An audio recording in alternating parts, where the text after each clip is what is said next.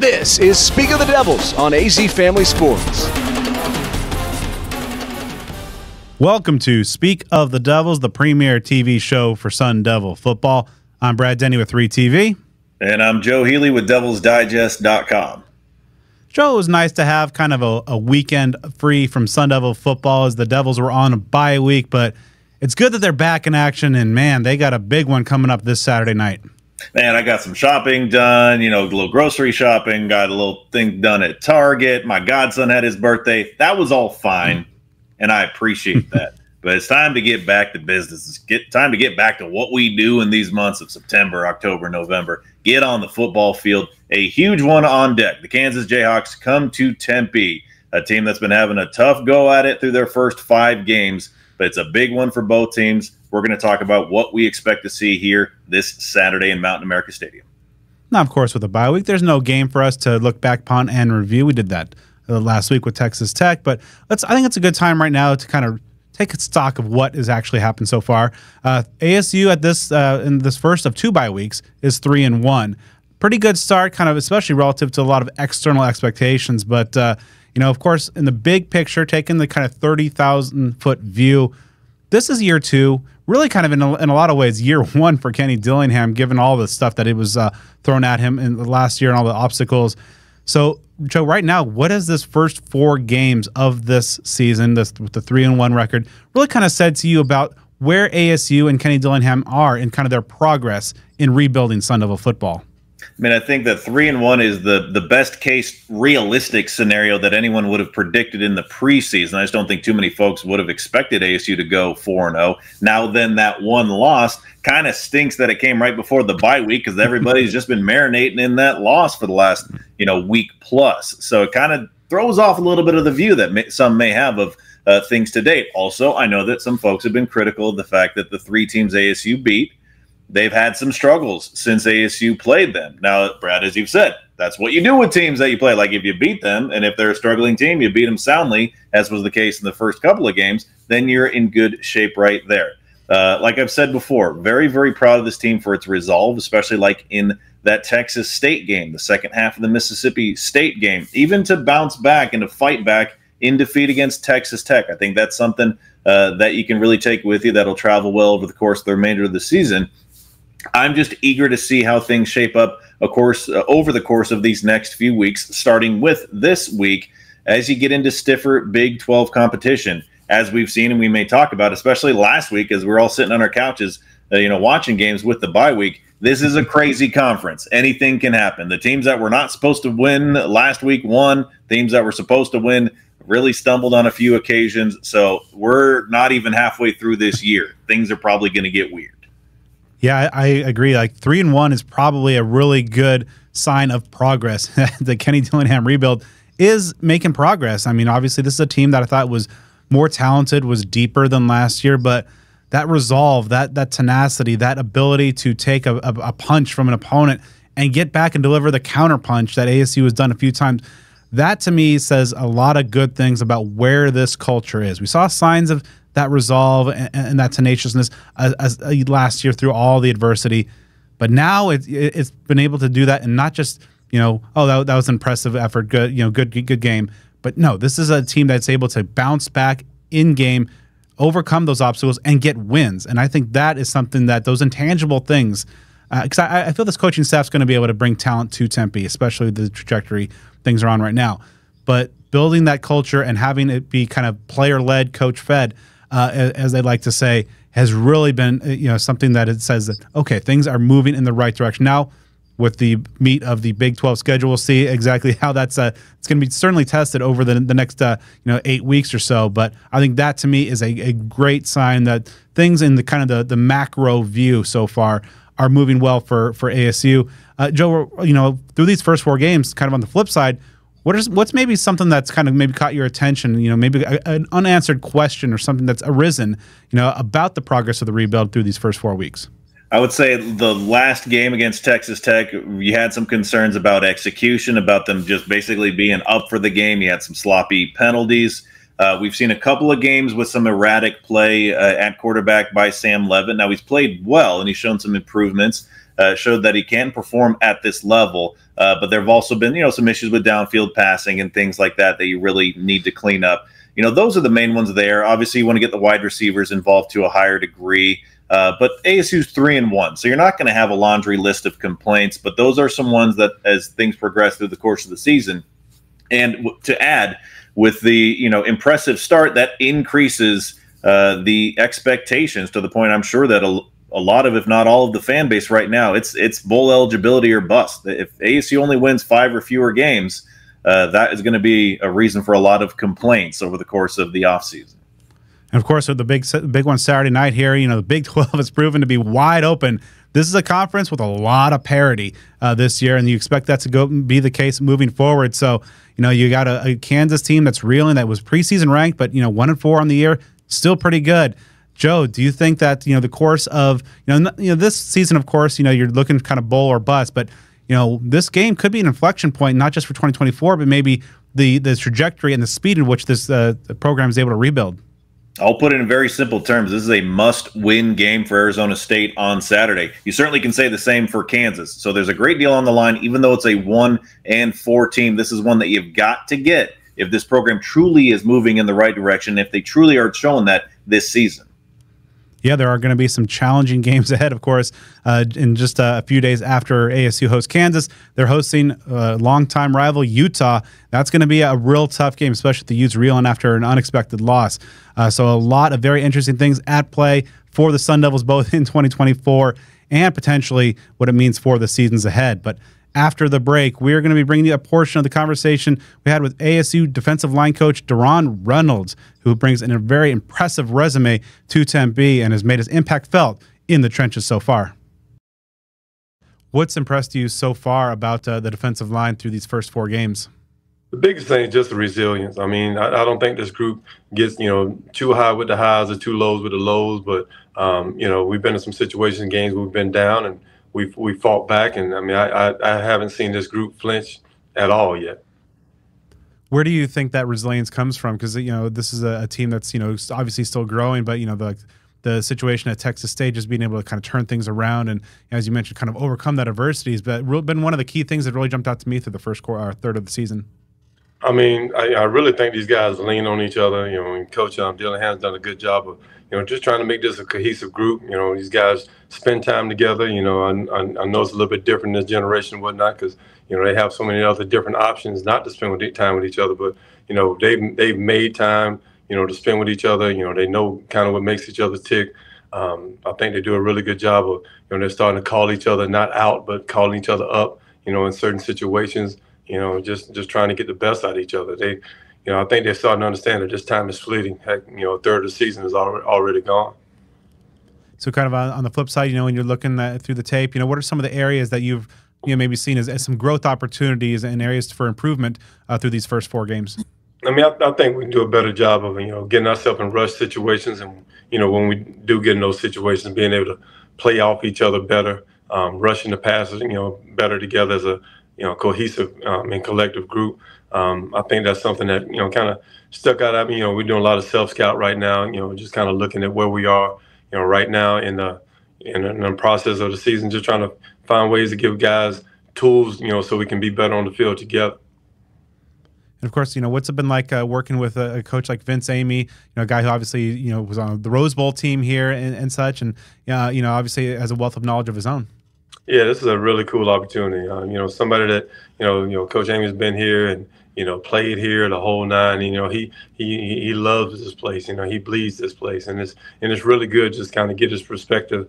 Sometimes when we're talking in the room and whatnot, he'll definitely chime in and give opportunity to let guys know how important this opportunity is. Letting guys know how people love this place, and I think that kind of bleeds over into our group, and I think they're starting to feel that. And then ultimately, you reach the summit and win a Super Bowl with the Colts. What was that experience like, just to get to the absolute pinnacle of this sport? I mean, I really can't put that into words. Not only doing that, but doing it with the guys and the way we did it. Seeing a Dwight Freeney come into the league, as a rookie, and it was my rookie year in the league too, coaching, watching him grow, seeing a Robert Mathis come in there, watching him grow and actually being a part of it. Watching how Coach Dungy conducted himself, day in and day out on both sides of the ball, seeing Coach Dungy like literally take the book, and I'm supposed to be the guy showing it in the huddle, and he's showing the plays on offense and defensive side, actually running practice like he's a GA. I mean, it's, seeing guys, put in work the way that they put in work and how they did it, with grace and pride and character, that really just, that did it for me. And actually, ultimately going to the Super Bowl and seeing that. And on top of that, my favorite artist playing at halftime in the rain, Prince, Oh my God. It's like, I mean, I'm like, man, it was just a blessing, and be able to have my family there, and we won it all. And it was quite amazing. And then also, of course, one of the players you mentioned there, ultimately, I believe you recently just got a nice gold jacket there. How gratifying was that experience? Yeah, it was really good. I mean, I got a chance. Coach Gillingham allowed me, I know it was right in the middle of camp, to go up to the Pro Football Hall of Fame and see Dwight Freeney get inducted. And then that was a pleasure and an honor. It was a good kind of almost like a family reunion. A lot of guys came back. Peyton, a lot of those guys, Edrin James, came back to see, Dwight come back. And it just really reminded me, and I reiterated to my guys when I got back, it really just reminded me how special that group was. Not because of how special their talents were, but because those guys hung together. Those guys, like their family. I hadn't, that was quite an experience, really, just to see that and to see them all back together again. So one of the other notable aspects, of course, your work with Von Miller and the Pass Rush Summit, so influential, so many, talented pass rushers making their way through. How did that get going off the ground, and what impact has it had on your coaching career? Well, it's been great. Von's been real cool with that. I mean, I guess he had an idea. I got a couple of friends of mine that are agents and friends of Von and whatnot, and he said Von had an idea about making this pass rush summit. I was like, all right, let's make it happen. They're like, well, can you help put it together? I was like, yeah, I'd love to be a part of it. And as we got together and we started putting this thing together, we saw where this thing could take off to. Hopefully this thing becomes like the Manning Academy or pass rush summit type deal. And Von's doing the smart thing with it too. He's passing on to the younger guys. You got Max Crosby, jumping up doing it. You got Cam Jordan, at the edge of his career, helping make this thing fly. But it's been really good. This was year 8. We started this when I was out at Stanford, when it started on the campus, right there in the classroom there. And it has kind of taken off from there. It's kind of taken its own deal. Max's group is starting to take on some of this stuff, and watching a young guy like Max come into his own thing, great dude, be able to make this thing grow and go the way it needs to go. I think it really has kind of taken his own legs and kind of sprouted some wings too. But it's been good for me. It's always good to get that NFL feel and to hear what those guys see and what those guys learn. Matter of fact, I mean, we go through the season as coaches. We go PFF and we break down a lot of these guys' tape, and we show it to our own guys and how to run things, what they're supposed to look like and whatnot. So it's been really good. And Cam has been really gracious too, because he's a hometown hero. He came through this year and actually sat down with my guys and watched some tape with them and kind of spread some of his wisdom. So it's good to kind of have Cam show us some love, and this being his hometown. Welcome back to Speak of the Devils. Next up, we're going to talk with one of ASU's top defenders and key team leaders, redshirt junior safety Xavion Alford. All right, so Kenny talked about the bye week being an opportunity to just kind of self-scout and kind of take stock of what's been happening so far. What are some of the kind of the impressions and things that when you look back at your play, the play of the defense through these first 4 weeks, what's really kind of jumped out to you? It's been solid for the most part, but all the guys, or even the whole team, we know we could be better. We could be a lot better. So having those 4 games to kind of see ourselves in a live action, different atmospheres, home, away, You know, things like that gives us a chance to just really sit back and look at what we really did. So we just really trying to get that edge back that we had, you know, week 1, week 2, coming off the bye week, you know, body feeling fresher, you know, new mindset, kind of got a break away from it, then re-jump right back into it, you know, jump back into Kansas. But really just focusing on the little things, you know, getting back to playing our brand of football, you know, playing one snap at a time, keying in on a small detail, so we're able to go, you know, showcase us being fast, physical, and smart, things like that. So last 2 games, you know, both on the road, of course, but, you know, falling them behind by a couple scores and then the defense have been able to kind of reverse course and shut things down from there on. What are some of the keys maybe to, you know, not falling behind early on, 14-0? Just starting fast. You know, that's been an emphasis for me, to the whole team. It's going to be an emphasis the whole week, just trying to start fast, really trying to start the game out with a bang, you know, and then make them play catch up. But obviously you can't control the game. You don't know how it's going to go. Obviously the games we've been in, we responded pretty well. Some games more than others. But just really trying to emphasize them starting fast, and that's just really a mindset thing, you know, going out there like we're going to make this happen. We're going to get a stop. We're going to score, things like that. So offense, defense, special teams, just starting off fast really and keying into the little details.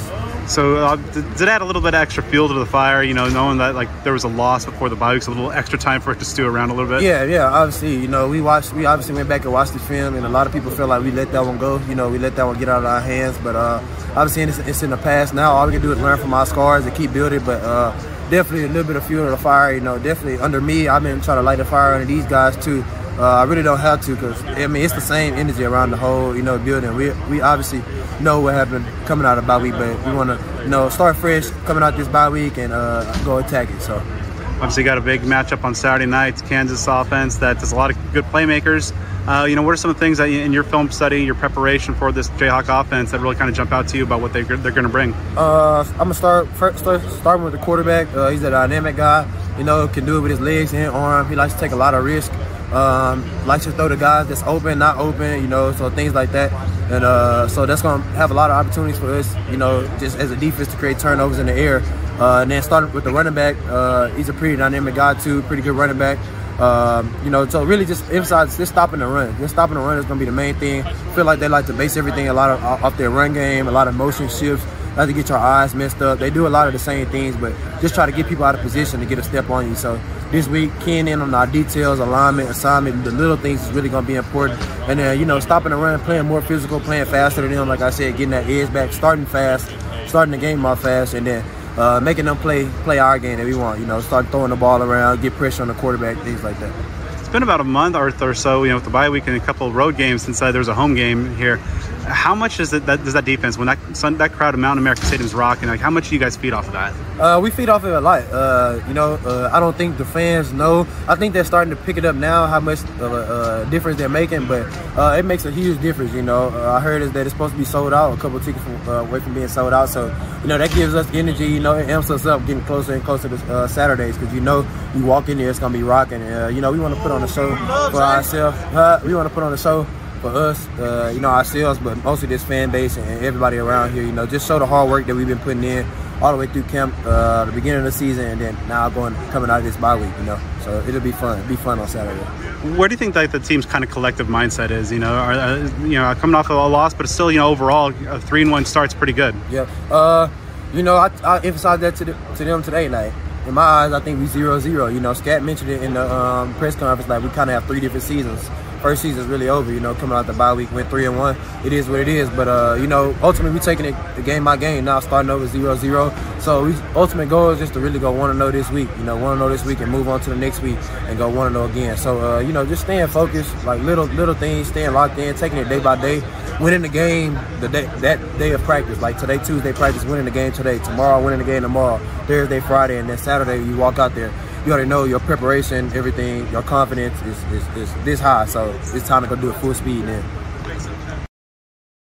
Welcome back to Speak of the Devils. ASU faces the Kansas Jayhawks this Saturday in Mountain America Stadium. Sun Devil fans, I'm sure, are hoping to continue that magic, to put it on the gridiron that you had in basketball when ASU, of course, down the highly ranked, #1 ranked Jayhawks about 6-7 years ago.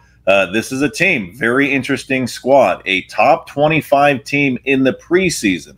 They won 9 games and a bowl game and finished ranked last year. That was the first time they'd done any of those things in nearly 20 years. Lance Leipold at head coach, he's in his 4th year. He's done a tremendous job with KU, which has historically been one of the bottom-feeding programs in all of college football. However, this season, things are off to a highly rocky start with a 1-4 record so far. The only victory among those is an opening win against FCS program Lindenwood. They've had some close games against some solid teams, but Brad, they haven't found a way to close out games, hence their 1-4 record.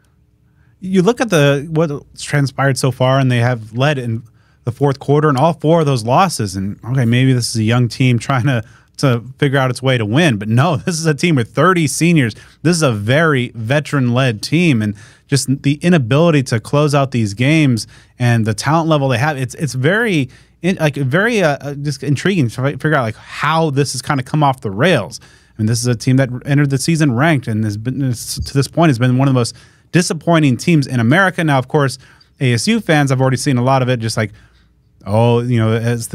kind of recent history says, teams seem to figure it out before they play the Devils, and we'll see if that actually transpires on Saturday night. Yeah, and I think just symbolic of this team's struggles or inconsistency, quarterback Jalen Daniels, he's a 5th-year player, been around for a while, had some major high points, especially a couple years ago for Kansas as they really started their ascent under Leipold, but this year has been really tough for him. He is a talented dual-threat player, but he's got 8 interceptions on the year. There are only 2 guys in the country who've thrown more picks than has Daniels. So ASU has been turnover hungry on defense. They really need to do that this week against Daniels, because if you do that, you can really shift momentum in your favor. Really a stark fall for Daniels, who had all kinds of preseason accolades and hype coming in. Perhaps he's pressing too much because the playmakers around him are, again, veterans and experienced in this system and have played with him. They have a rapport and they have a chemistry. But for some reason, Daniels' play has just not lived up to the level. He's been one of the most exciting players when healthy in college football the last couple of years, but so far it's just not coming together for him. Now, Kansas very talented on the ground. Devin Neal, he is a star running back looking for his 3rd straight 1,000-yard season. He is trending toward that. Daniels can also get it done on the ground. In the backup running back, Daniel Highshaw, a talented performer as well. So you're going to have ASU for basically the 2nd straight game going against one of the nation's leading running backs, a talented, tenured guy. In the pass game, Luke Grimm has caught 30 passes, by far and away their leading receiver. So even though Kansas hasn't been racking up the points, they do have some talented players on offense. Yeah, and I think it's that triple threat rushing attack led by Jalen Daniels, Devin Neal, and Highshaw. You mentioned that it's really going to be and should be the focus for ASU's defensive efforts. ASU is going to get some more defenders healthy back off the injured list, so we'll see if they're able to be up to the task and slow down the Jayhawks on the ground. Defensively, Kansas pretty good against the run. They've also got some talented players in the secondary. Mello Dotson leads the team with 3 interceptions. Only 2 players in the nation have more than that. So again, even though Kansas has a losing record, they've got some talent on both sides of the ball. Now, as we shift to our game keys, Brad and I both agree. You got to force Jalen Daniels to throw the ball, take the run game away from them. I think, Brad, we can also agree ASU's got to have more fire and execution in this game than we saw at least in the beginning of the Texas Tech game. Absolutely got to get off to a fast start, and that's essential for the Sun Devils. I think they're going to be able to do that. They're going to be at home. They're going to be fired up. They've had a week off to kind of stew on that. So ultimately, I think ASU gets out of there with a 31-24 win. And I see the Sun Devils claiming a victory as well, 27-20. Yeah, it should be a very exciting night of Big 12 football out there at Mountain America Stadium. A toasty 5 p.m. kickoff, but it should be hopefully a good night for the Devils. Joe and I will be back next week as we review what happened against Kansas and preview a Friday night matchup against Utah.